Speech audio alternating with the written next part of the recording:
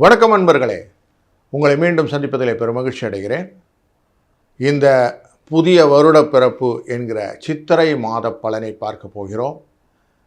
இந்த சித்திரை மாதத்தில் ஸ்பெஷல் அப்படின்னாக்கா, சூரியன் உச்சத்தில் வந்து உட்கார்வார். மேஷராசியிலே அவர் தன்னுடைய வலிமையை காட்டுவார். காலச்சக்கர புருஷத்தின் முதல் ராசி இல்லையா, அங்கே தன் வலிமையை காட்டக்கூடிய இடம். அது மட்டுமல்ல, காலச்சக்கர புருஷத்தின் 11வது இடத்துல சதய நட்சத்திரத்திலே சந்திர பகவான் அமர்கிறார். ஸோ அப்போ லாபத்துக்கு கொடுக்கக்கூடிய சூழ்நிலையும் காட்டுகிறது அப்படின்ருக்கு. கிரகங்கள் மூமெண்டெல்லாம் பார்க்கும்போது சுக்கிரன் சூரியன் சேர்ந்து மேஷராசியில் அமர்வார்கள். லக்னமாக ரிஷப லக்னம் அமைந்துவிடும் இந்த மாதம் பிறக்கும்போது.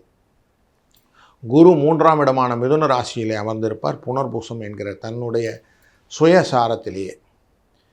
கேது மகம் என்கிற தன்னுடைய சுயசாரத்திலே அமர்ந்து கொள்வார் சிம்ம ராசியிலே. ராகு பகவான் சதயம் என்கிற தன்னுடைய சுயசாரத்திலே அமர்ந்து கொள்கிறார்.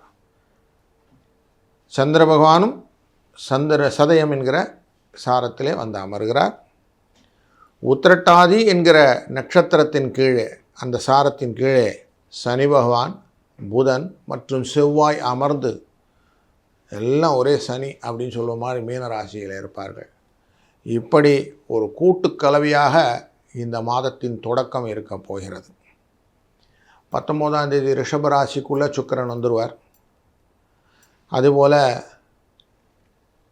30ஆம் தேதி மேஷ ராசிக்குள்ளே புதன் வந்துடுவார். 11ஆம் தேதி மே மாதம் 11ஆம் தேதி மேஷராசிக்குள்ளே செவ்வாய் வருவது தான் முக்கியமான நிகழ்வு. ஏன்னா அங்கே சூரியனும் சுக்கிரனும் சேர்ந்து அமர்ந்து கொள்வார்கள். இது ஒரு ராஜயோகத்தை கொடுக்கக்கூடிய சூழ்நிலையை கொண்டு வரும். அதனால் அதுவும் ரொம்ப முக்கியமான நிகழ்வையும் நம்ம மனசில் வச்சுக்கணும்.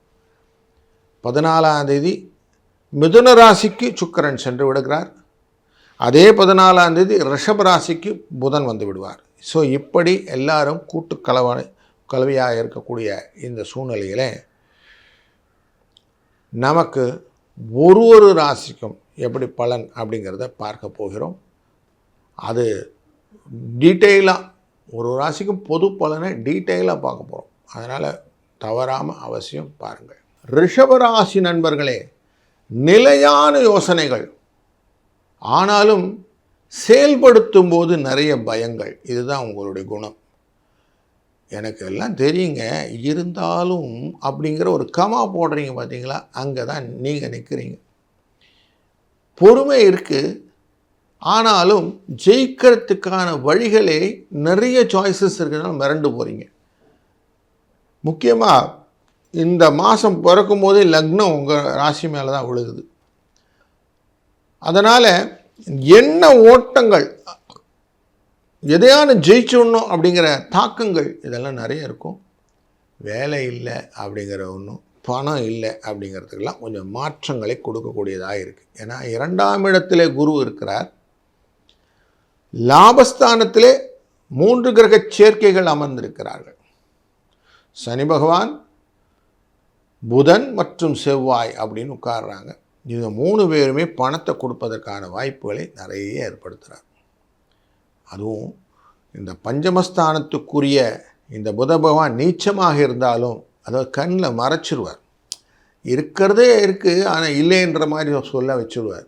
ஆனாலும் டெஃபினட்டாக உங்களுக்கு நல்ல பலன்கள் உண்டு. நீங்கள் பயப்படுறது என்னென்னா, எதிர்பாராமல் எதனா நடந்துருமோ, ஆரோக்கிய குறைபாடுனால எனக்கு பிரச்சனை வந்துடுமோ, அதனால் செலவு வந்துடுமோ, இப்படின்னு தான் அந்த கற்பனை உலகத்துக்குள்ளே கொஞ்சம் போயிடுறீங்க.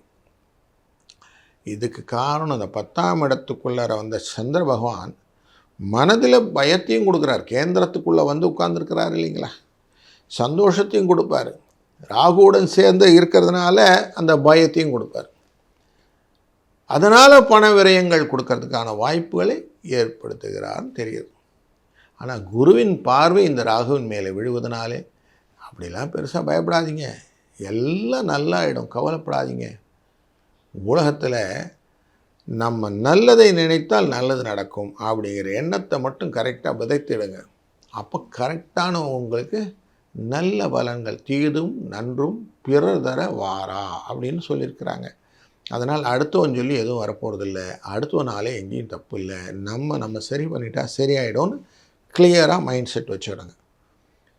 உங்களுக்கு இந்த 4ஆம் இடத்துக்காரரான சூரிய பகவான் 12ஆம் இடத்துல வந்து உட்கார்றார், உச்சத்தில் வந்து உட்கார போகிறார். இந்த சித்திரை மாதத்தில் உச்சத்தில் வந்து உட்கார்றதுனால தொழில் ரிலேட்டடாகவும் தந்தை வழி உறவினரானும் இந்த மனை வாகனங்களாலும் நிறைய செலவுகள் உண்டாகும். அது மட்டும் இன்னெவிட்டபிளாக இருக்கும். அதுவும் செவ்வாய் வந்து அங்கே மே 11 சேர்ந்து கொள்ளும்போது விவசாயம் நிலைகளில் இருந்தீங்களா அது ரிலேட்டடாகவும் செலவுகள் உண்டு. இப்படி செலவுகள் இந்த மாடலில் தான் வரும். அந்த செலவுகளும் ஊக்கமாக இருக்கக்கூடியதாக மாறும். எப்படின்னா இந்த செவ்வாய் சூரியனும் சேர்ந்த உடனே ஒரு யோகத்தை கொடுத்து விடுவார். செலவு பண்ணுறதுக்கு தான் பணம் வரணும்ல, அந்த பண வரவை ஏற்படுத்தி கொடுத்துவார். எப்படி அப்படின்னா குருவின் பார்வையானது உங்கள் ராசியினுடைய 6ஆம் இடமான துலா ராசி மேலே விழும். அந்த ராசி துலா ராசியில் விழுவதனாலே எதிர்பாராத பணவரவை ஏற்படுத்தி இந்த செலவுகளை மீட் அவுட் பண்ணுவார். சுப செலவுகள் எல்லாம் நிறைய நடக்கும். அந்த செலவுகள் ஜாஸ்தி உண்டு. நீங்கள் காஷனாக இருக்கணும்னா இந்த வண்டியிலெல்லாம் பயணம் செய்யும்போது எக்ஸ்ட்ராவாக கேர்ஃபுல்லாக இருங்க. ராத்திரி வேளையில் முடிந்தவரை பயணம் செய்வதை தவிருங்கள்.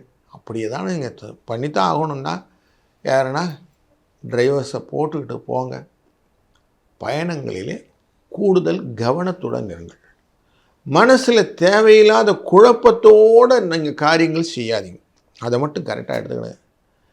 உங்களுடைய பிரச்சனை வீண் செலவு தான். அந்த வீண் செலவை கண்ட்ரோல் பண்ணுங்கள். லாபங்கள் வரும்.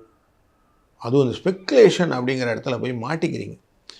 இந்த ஸ்டாக் மார்க்கெட்டில் போயிட்டு ஏதோ காசை போட்டு எடுத்துடலான்னு போகும்போது 2 நாளைக்கு கொடுத்து 5 நாளைக்கு பிடிங்கிறான். அதில் உங்களுக்கு அடி வாங்குது. அதனால் கொஞ்சம் கரெக்டாக இருந்துடுங்க. முடிந்த வரைக்கும் அதுக்கிட்ட போகாமல் இருக்கிறது நல்லது. உங்களுக்கு சமயோஜித புத்தியெல்லாம் நிறைய இருக்குது. உங்கள்கிட்ட வந்து விஷயம் கேட்டுக்கிட்டு அவங்க நல்லா வரத்துக்கு வாய்ப்புகள் எல்லாம் நிறைய கொடுக்கக்கூடிய உங்களுக்கு நீங்கள் உங்களுக்காக இந்த சொல்லுவோம் இல்லையா, டாக்டர் தனக்கே வந்து வைத்தியம் பார்த்துக்க முடியாதுன்னு, அப்படி தான் நீங்கள் பார்த்துக்கிறீங்க. அதனால் நீங்கள் என்ன பண்ணுங்கள், கொஞ்சம் உங்களுக்குள்ளே கவுன்சிலிங் பண்ணுங்கள். உங்கள் வாழ்க்கை துணையும் உங்களுக்கு ஃபிக்ஷனோடு இருக்கிறாங்க, அதனால் அவங்கக்கிட்ட பேசுறதுக்கு பயப்படுறீங்க. நீங்கள் என்ன பண்ணுங்கள், ஒரு நிலை கண்ணாடி முன்னாடியானு நின்று உங்களுடைய பிரச்சனையை முதல்ல எப்படி சால்வ் பண்ணலான்னு ஒரு மாக் பண்ணிக்கிடுங்க. அப்படி பண்ணிட்டீங்கன்னா சரியாகப்படும். கொஞ்சம் புண்ணிய ஸ்தலங்களுக்கு போயிட்டு வாங்க. முடிந்தவரை உங்களுடைய குலதெய்வத்தின் வழிபாட்டை விடாமல் நீங்கள் செய்யும்போது உங்களுடைய எதிர்பார்த்த காரியங்கள் எதிர்பார்த்தபடியே நன்மையாக நடத்தி கொடுப்பதற்கான வாய்ப்புகள் நல்லா இருக்கும். அதற்கு நீங்கள் எதிர்பார்க்க மற்றவர்கள் ஆதரவோடு அதை செய்யும்போது ரொம்ப சந்தோஷமாக இருக்கும். பரவாயில்லையே, தெய்வத்தின் அருளாலே எனக்கு எல்லாரும் கிடைத்து விட்டது அப்படின்னு சொல்லுவீங்க. அப்படி நல்ல பலன்களை நீங்களே உருவாக்கி கொள்ளக்கூடிய ஒரு வாய்ப்புகள் இந்த மாதத்தில் இருப்பதனால நார்மலாக சொல்லுவோம் அலர்ட்டாக இருங்க அப்படின்னு வாங்கல, அந்த மாதிரி அலர்ட்டாக இருங்க. எல்லாத்தையும் கேபிட்டலைஸ் பண்ணிக்கலாம். நல்லது நடக்கும். நல்லதே நடக்கட்டும். வாழ்க வளத்துடன்.